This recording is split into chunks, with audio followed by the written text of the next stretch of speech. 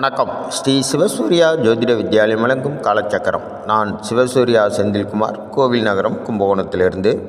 காலபைரவரோட வாகனமான நாயினால் நிறைய பேர் பாதிக்கப்படுறாங்க. அதாவது நாய் கடித்து நிறைய பேர் பாதிக்கப்படுறாங்க. நாய் துரத்திட்டு போய் அதனால் விபத்துக்குள்ளாகி நிறைய பேர் பாதிக்கப்படுறாங்க.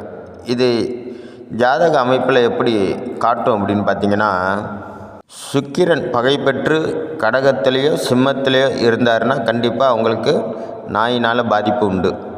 அதே சுக்கிரன் கடகராசிலேயோ சிம்ம ராசிலேயோ உட்கார்ந்து அந்த இடம் 6 லக்கணத்துக்கு 6 8 இருந்துச்சுன்னா அதிகப்படியான பாதிப்பு உண்டு.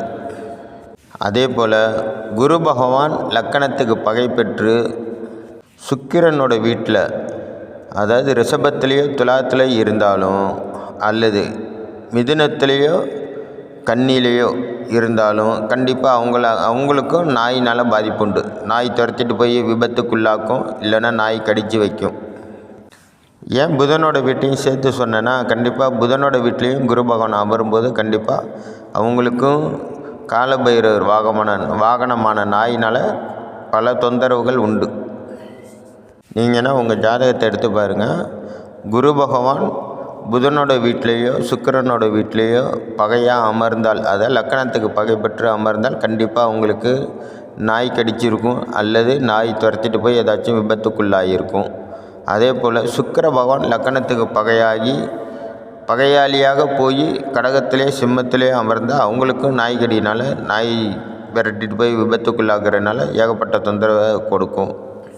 நீங்கள் இந்த பாதிப்பிலிருந்து தப்பிக்கணும், நாயினால் அடிக்கடி உங்களுக்கு தொந்தரவு ஏற்படுது அப்படின்னு நினச்சிங்கன்னா, தேய்பிறை அஷ்டமி அன்னைக்கு கடுகு எண்ணெயில் பைரவருக்கு விளக்கேற்றுங்க. எத்தனை எண்ணிக்கைன்னு பார்த்தீங்கன்னா 8 புது அகல் விளக்கு வாங்கி அதில் கடுகு எண்ணெயை நிரப்பி வாழைத்தண்டு திரிநூல் அல்லது பஞ்சு திரிநூல் இரண்டையும் மிக்ஸ் பண்ணி அதை திரித்து தீபம் ஏற்றுங்க, பைரவருக்கு நேரே எய்த்தாப்புல வச்சு. இந்த பதிவு உங்களுக்கு பிடிச்சிருந்தா லைக் பண்ணி ஷேர் பண்ணுங்கள். ரொம்ப பிடிச்சிருந்தா சப்ஸ்கிரைப் பண்ணி சப்போர்ட் பண்ணுங்கள். நன்றி, வணக்கம். நல்லதே நடக்கும். வாழ்க வளமுடன்.